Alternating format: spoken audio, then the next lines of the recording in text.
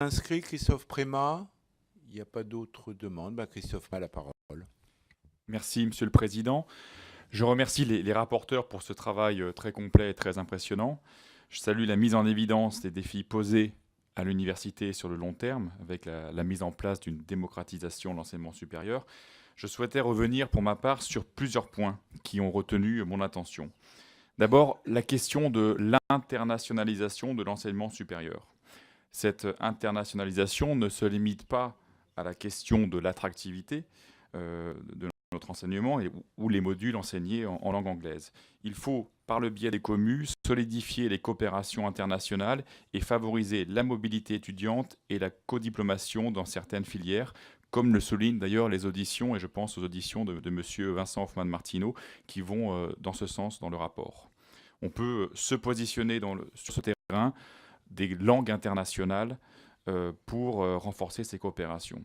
La deuxième question, elle porte sur les droits d'inscription et effectivement les fausses bonnes solutions. J'entends ici il faudrait remettre des droits d'inscription, alors même que dans certains pays européens, on est en train de voir la difficulté que cela pose. Je pense notamment à la Suède, qui a fait payer justement aux étrangers les montants des frais d'inscription à l'université.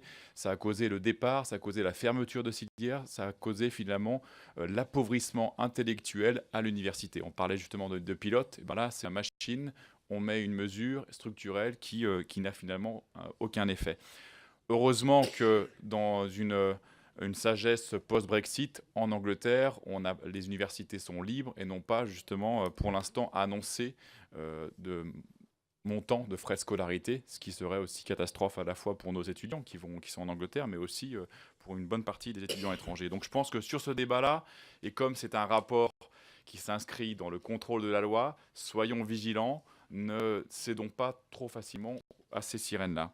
La troisième chose qui est aussi à souligner, je ne reviendrai pas sur le master, sur le -3+3, mais la question de l'insertion des docteurs, qui, je trouve, est finement analysée, puisque avec la loi ESR, il y a une possibilité de plus en plus de multiplier les équivalences pour éviter que les docteurs se trouvent dans une situation difficile à la fin de leur thèse et qu'ils soient obligés justement de multiplier des postes d'ATER, parfois même de demi-ATER dans les universités. Je crois que la réflexion de ce point de vue-là sur le statut, la condition doctorante et sur le statut du docteur me semble extrêmement précieuse.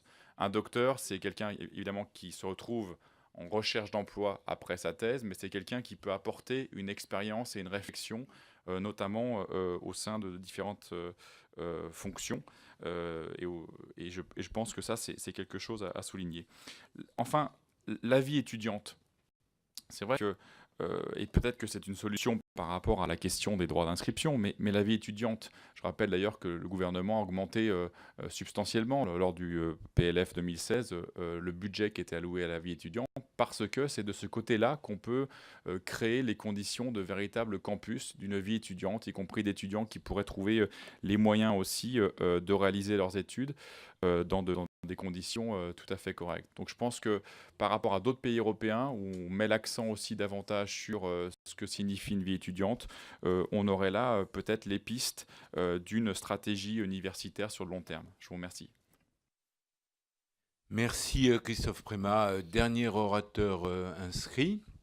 Et merci à vous toutes et à vous tous pour vos interventions aussi brillantes les unes que les autres. Je vais donc redonner la parole à nos deux rapporteurs et tout d'abord à Sandrine Doucet. Merci